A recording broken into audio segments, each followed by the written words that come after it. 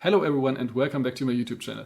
In this video I'm going to talk about the second movement of Brett Young's performance of the Mendelssohn Violin Concerto. But before I start I have to say two things or three things regarding the latest video I made. First of all, big thanks to you guys for the positive resonance. I'm very grateful for the attention my latest video got, where I critiqued the first movement of Brett Young's playing. I want to apologize. I mistook Brett for Eddie. I edited afterwards the names because I mistook him the whole time. It is not something I'm proud of, but I couldn't redo the whole video. I don't know if you guys know how much work it is. And then I re-edited the names, which I find quite funny, so I left it like this. And also I forgot to edit some places. Second thing, I got a lot of positive feedback under the video about the first movement of the Mendelssohn, but also some negative criticism, which I want to address. First of all, some guys were attacking me. Who am I to judge the playing of Brett Young? I don't have a big name or something. There are some problems with that statement. First of all, everyone can judge, who can voice their opinion in a respectful manner, and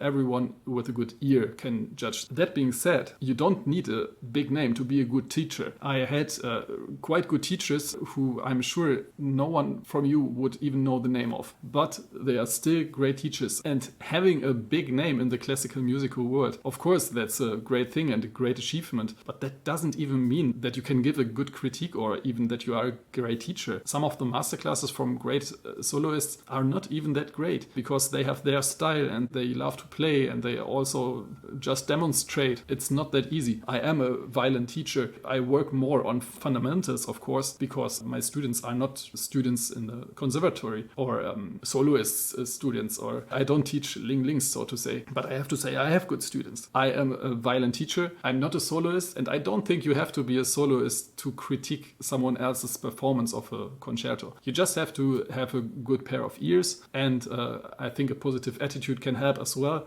so that you can voice your reaction to the video in a respectful manner. I try to do that. I'm always open for constructive criticism. As I'm not a native English speaker, sometimes my wordings might be a little bit off. I can tell you so much. I wouldn't pick the performance of Brett and Eddie if I would only have bad things to say about them. I haven't watched it all. I watched places and parts, and I know that they performed on a quite high level and on a higher level than I expected. So I have a lot of good things to say about that, but I also want to point out, of course, some things which I would do different, and I will also give you examples of other violinists, how they approach these places, so that you don't think, okay, this is just Simon talking. Some things I can prove or can show you. I can not only demonstrate on my own violin, but also can show you how other big soloists do it. The second thing is some people were attacking Brett and also Eddie maybe, saying that this performance wasn't that great. I think you have always to keep in mind one thing, and that is it was Brett's first performance of the Mendelssohn Violin Concerto in that setting with a big orchestra as a soloist, with that kind of an audience and so on.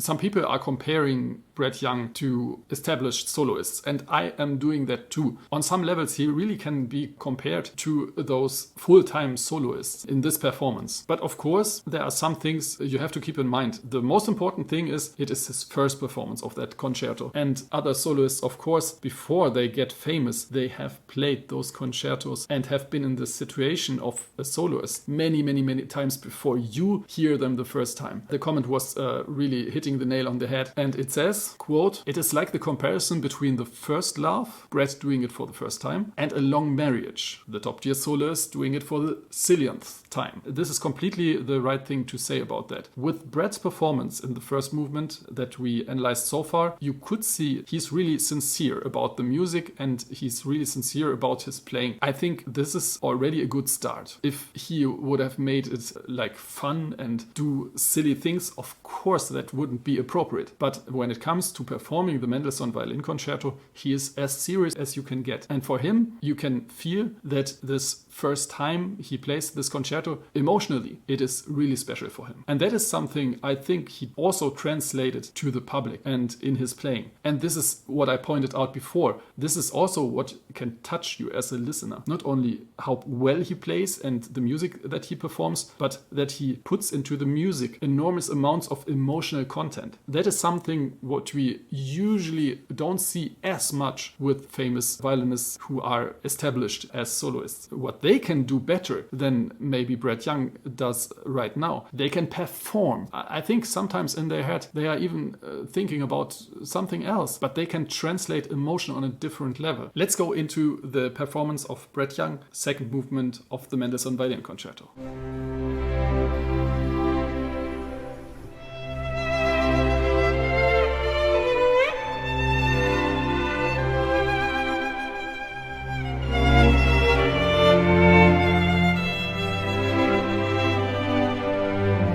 Two things. What is for me interesting to see in his playing is that he is using a contact point very close to the fingerboard. I'm very sure he makes that intentionally. He wants to achieve this free and light sound with a light bow, with a fast bow. You can see also that for the first note he uses almost the whole bow.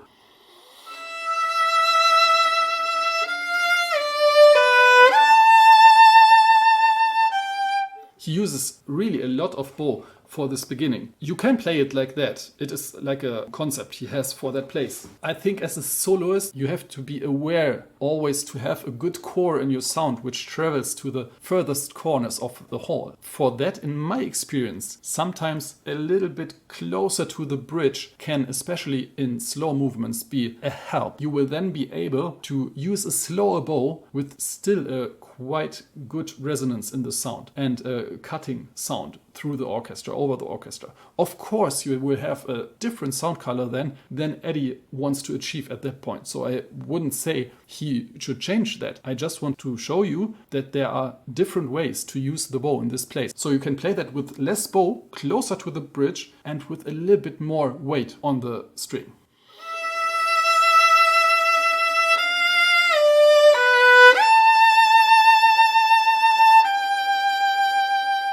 Why would you do that? It produces a different sound and also it gives you a little bit more room for a maybe slower tempo. I have to say the tempo of the second movement here in the performance of Brett Young is also quite fast, and I have the feeling that sometimes he wants to be even faster. I have to say I like that. I don't like when people play the slow movement too slow. But you can see also that if the tempo would be any slower than he is playing right now, he would have trouble with his bow, because he has such a fast bow that the first note is almost too short. He is almost out of bow. 1, 2, 3.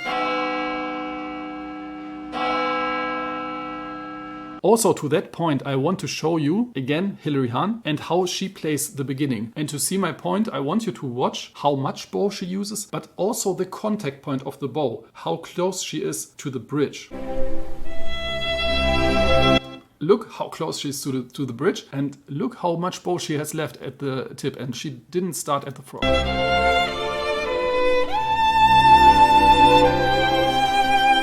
Look how close she's to the bridge. And she didn't use the whole bow. There's always 5 to 10 centimeters at the tip and at the frog left. So she could even use more bow when the phrase comes the second time, which she will do in the performance. So much I can spoil for you. That is something to keep in mind. If you use your whole bow for the first note, of course, you have nothing to build up on. I want to show you one more thing in the beginning, which Brett Young does regarding his fingering.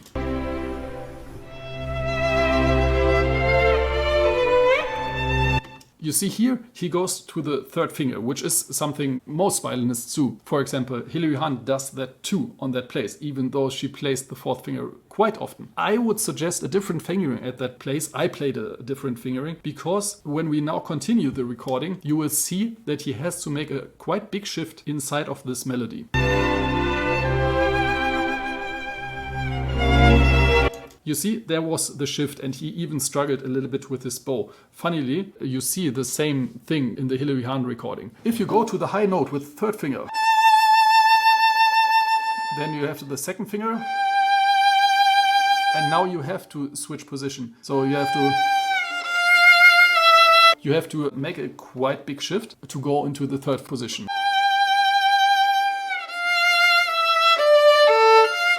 You can prevent this shift if you would take the fourth finger for the high note.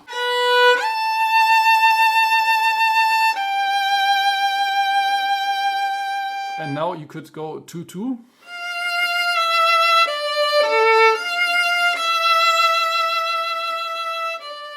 And so on. I want to show you someone else also who does the fourth finger at that place. And of course, it seems like an unfair comparison, but you should never think like that. You should always try to take something from the best of the best and their ideas, because sometimes there's a reason why they are the best, because they thought about the problems differently.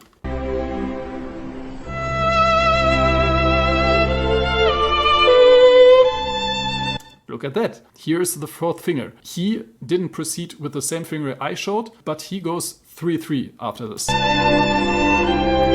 Third finger. Again, third finger. But with using the fourth finger in that place, you can avoid the big shift, which can help the melody to be more felt like one. It is also easier for the bow, because you can better connect the notes. But let's go on with Eddie's performance.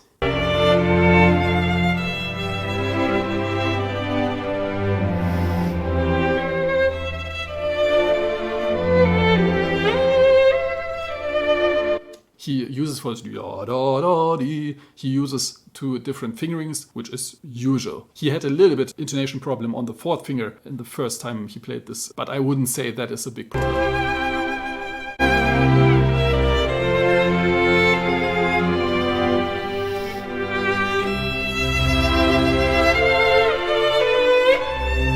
It is interesting to see now, because I told you before that he was quite close to the fingerboard. And now you can see it was a musical decision, because now his contact point has changed. And also he plays this repetition of this entrance melody differently. He plays it much more open. I think this is just something he wanted to do. He does it now with a closer contact point to the bridge. So the dynamic change, which for example Hilary Hahn did with less bow in the beginning and more bow later, he does with a contact point closer to the fingerboard in the beginning and a contact point closer to the bridge right now. Of course, the pressure of the bow on the string has to be adjusted as well.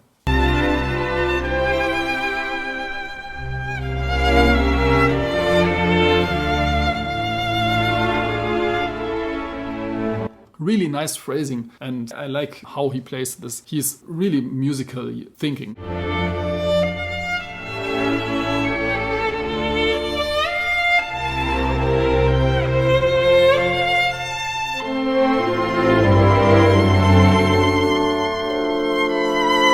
Really great. I want to mention one thing. For this long note, you have to wait for the bassoon to change the note. He's listening well to the orchestra, which of course a soloist should always do. But I want to point that out. He could also be there and just say, yeah, I count the note correctly. You are too late if the note comes too late. But no, he connects with the orchestra quite well. That says to me that he has big experience as a musician as well. You can see he played in orchestra before. He listens to the other voices and he knows the music. He knows the partitura.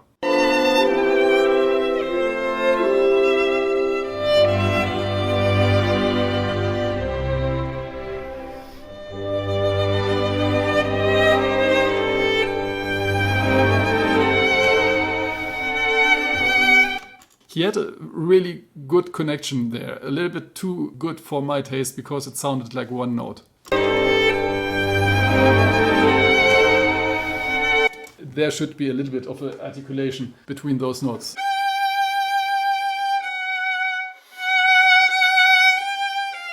He has such a good legato that he sometimes, for my taste, has to be careful not to lose his articulation. You see, for example, with Hilary Hahn, she uses a lot of like this gritty sound in the beginning of a note, also in the slow movement, which I like and which is like the consonants in the voice, in the speaking voice. For example, in this place,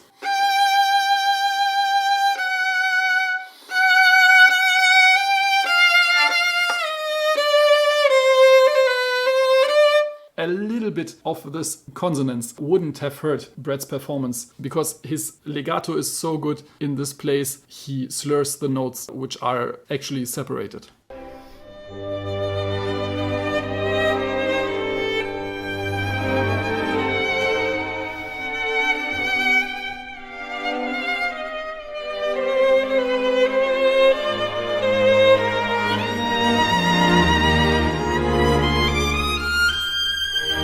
Who would have thought that? He uses the third finger here. I think you can do that. I think also that you could use the fourth finger here because the phrase after this note went down. If you go up one position more to play it with the third finger, you have to also go back this one position more when you go down. And this can sometimes bring a little bit more of insecurities. Of course, you can say, okay, if you practice it well enough, the third finger is also more comfortable. But I would say having less of a position change can also be more comfortable. Let's see how he continues. He goes from one to the third finger. Let's see what Hilary Hahn does with that place.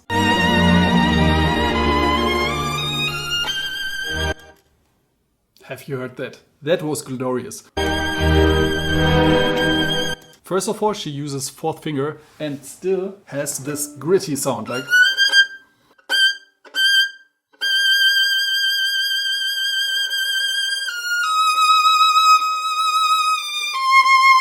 Such a beautiful music. And because she used the fourth finger here, the shift is now from the second to the third. And you can hear with Brett's fingering, he struggled a little bit with that shift. If he would use the fourth finger for the top note, he wouldn't have to do this big shift. I know this point becomes old, but I really like the fourth finger. I really think that violinists should use the fourth finger more. I know it's just a tiny little finger, but don't underestimate the little one.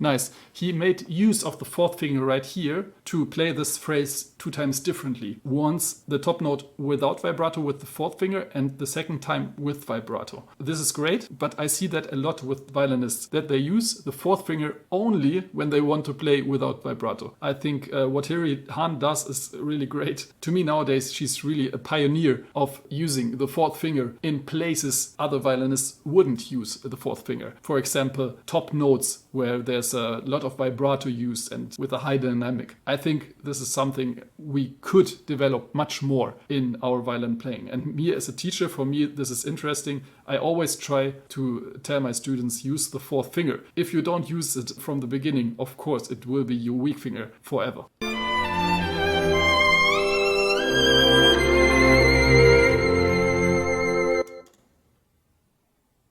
I know Hilary Hahn plays fourth finger there. I know her recording. He is again on the third finger.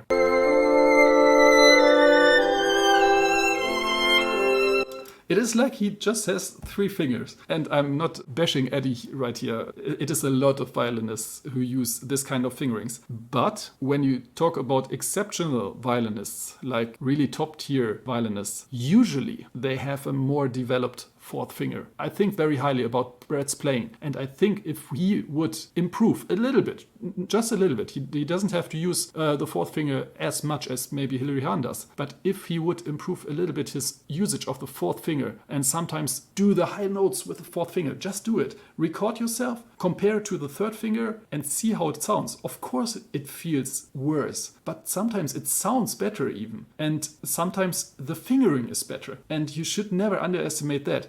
Smart fingering is sometimes better than this third finger big vibrato fingering, and then having to deal with all the issues that it brings with it.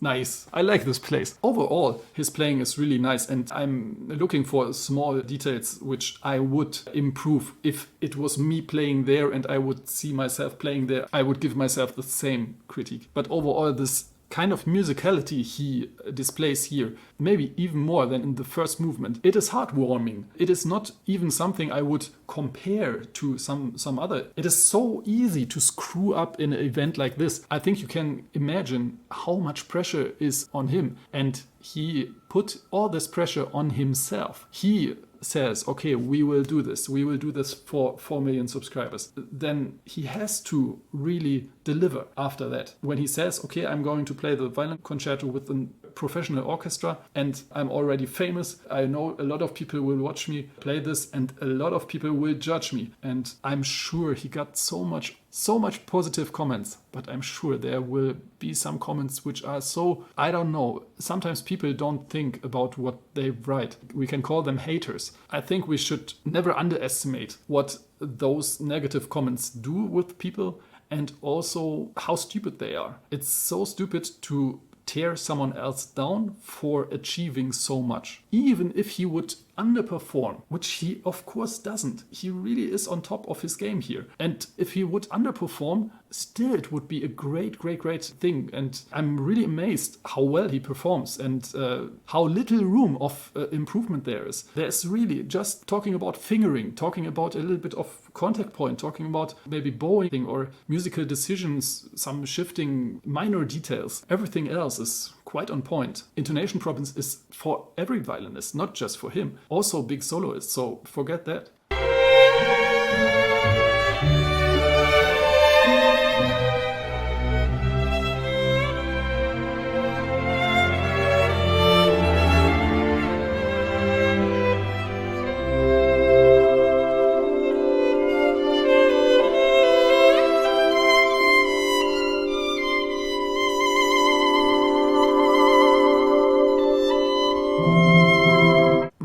Really nice. I think the last note which he divided sounded a little bit too divided for my taste, but it is really hard to connect the bows so that you cannot hear the bow change. But it helps a little bit that there's a trill on the note. It is a little bit easier than to make the bow change unhearable.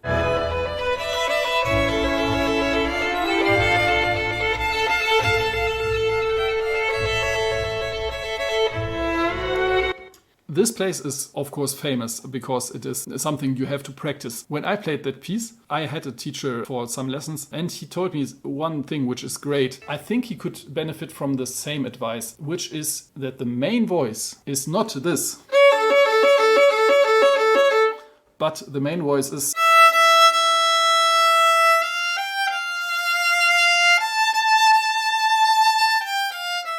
Because you have so much action on the A string, you have to be careful not to lose the contact to the E string. And you have to keep this balance inside your playing, which is not easy. Let's watch that continuing from here.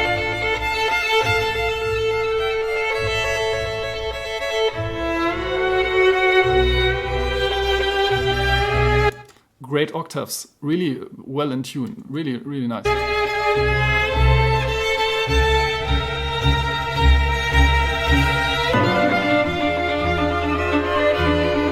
You can see he's articulating and fighting a little bit to project right here, which is, I think, a good idea. Like a wam bam ba wam wam. You can see he is really grooving at that moment. The danger of that is that you can lose a little bit the melody. There are those two elements which are going against each other. And he chooses to go more for this baga, daga, diga, diga, diga, which is, I think, important to be well together with the orchestra and also technically helping. But I think the next step would be to have a little bit more of a melodic line and a little bit less of this accompanying voice.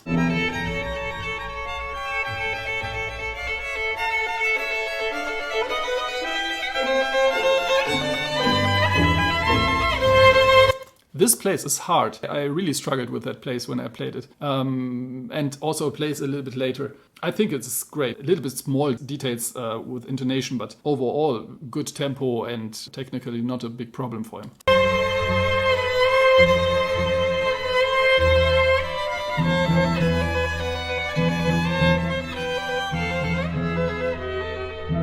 Nice, nice. And he tried to do a little bit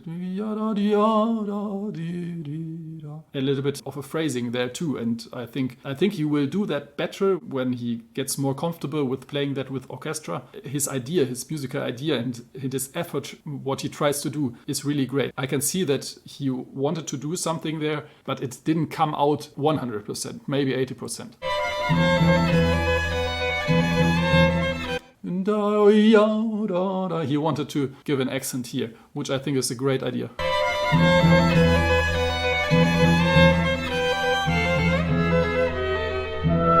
Nice.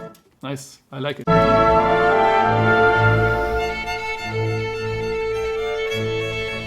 At that place, it sounds a little bit like an etude. Because I think he's losing a little bit the E string. There's the melody, and the other thing is the accompaniment.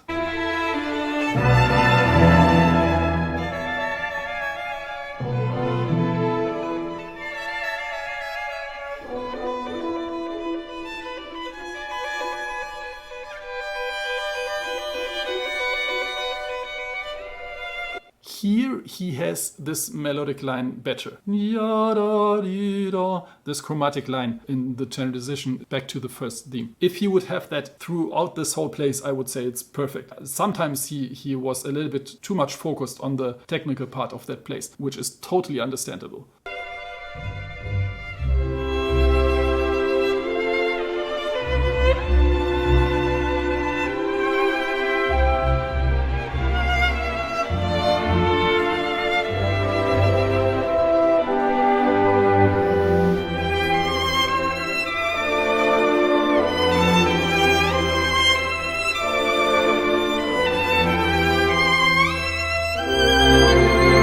Which finger he should use? You can say in the comments. Tell me, what should he use?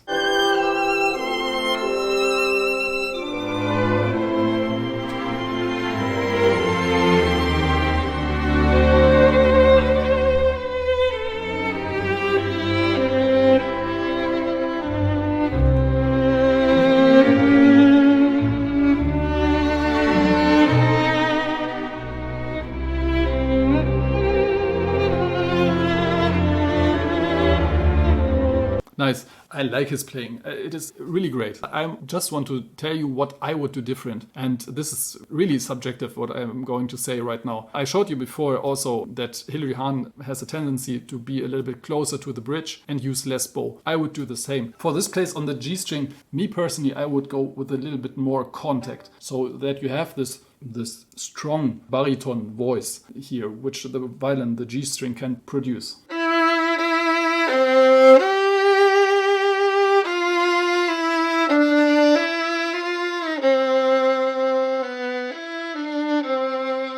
Keep a little bit more strength in the sound for a longer time. I mean, it is a question of how to approach the whole movement musically. We can compare, but I would never judge him for what he did there, because this is his interpretation.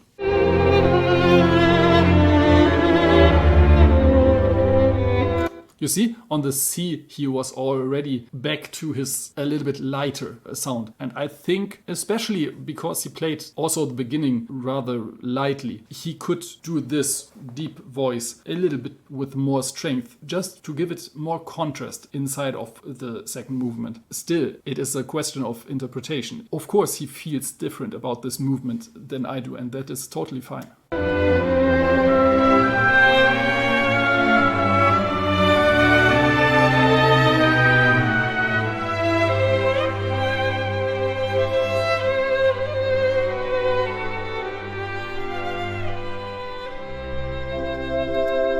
That was a beautiful position change. Really nice.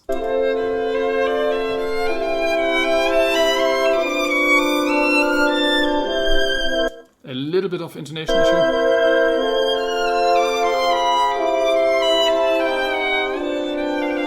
That was a lot of schmaltz. He opted to go with a big slide here.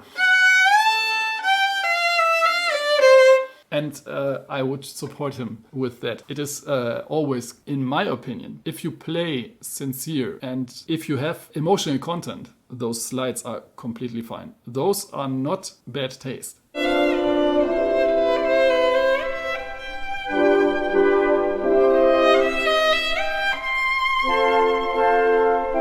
Beautiful sound up on the E string. Great violin.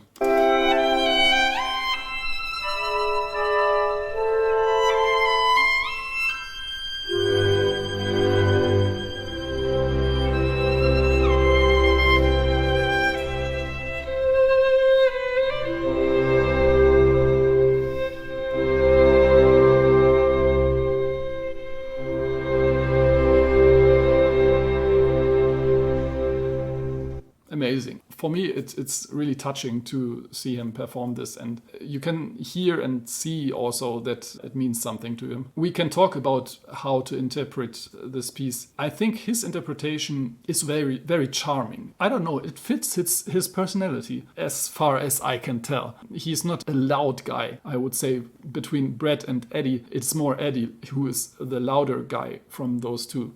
He is more quiet, but still has something meaningful to say and has a lot of emotions inside him. To give this second movement this careful approach, I think is really nice. I like it. I like when violinists do a little bit of this more intense sound, like staying in contact with the string and the vibration of the instrument longer, so that you really have a sound which you cannot even produce with the voice, because with the voice you sometimes have to get some air. With the violin you can just change the bow, stay really close at the sound.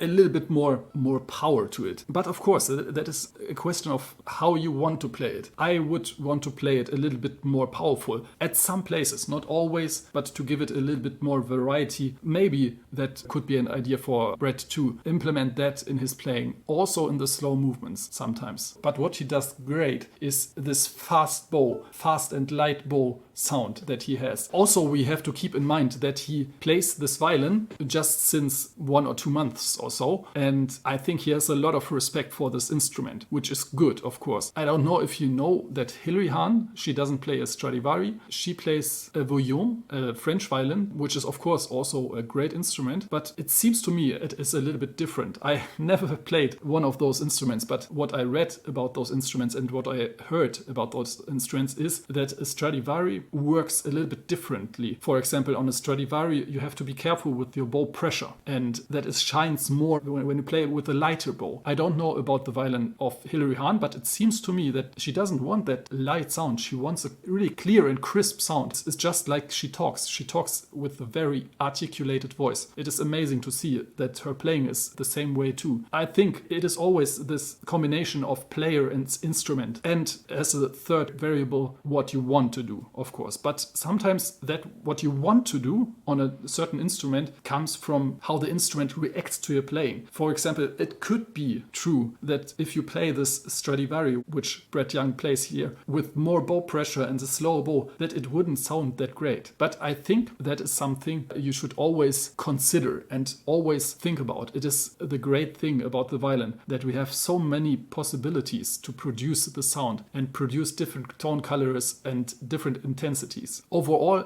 I would say the second movement of Brett Young's performance is technically close to flawless. Of course, there are some things, some intonation things. To me, it lacks a little bit of articulation in some places, but what it has in a very high degree is, again, emotional content and a really charming way of playing, which to my ears does fit this movement really well. If you want to play charming and lovely, and he plays it this lovely, and also with a melancholic touch, I think if you want to play that way, you have to do it with this movement. It is really, really a great movement to express those kind of lovely and sentimental feelings. I hope you enjoyed what I had to say about Brett Young's performance of the second movement. I will be going into the third movement as well. I thought about making this one whole session, but it is really, really much that I have to talk about here. And the third movement will be a separate video as well. And then I will go into the other performances from this concert as well. I really want to analyze different players as well. As you can see, in my head, I'm already comparing. I'm already thinking about Hilary Hahn's playing. I'm looking up for someone who plays it with the fourth finger more, like Itzhak Perlman does. I'm always like this. I'm not comparing in a way like who does it better,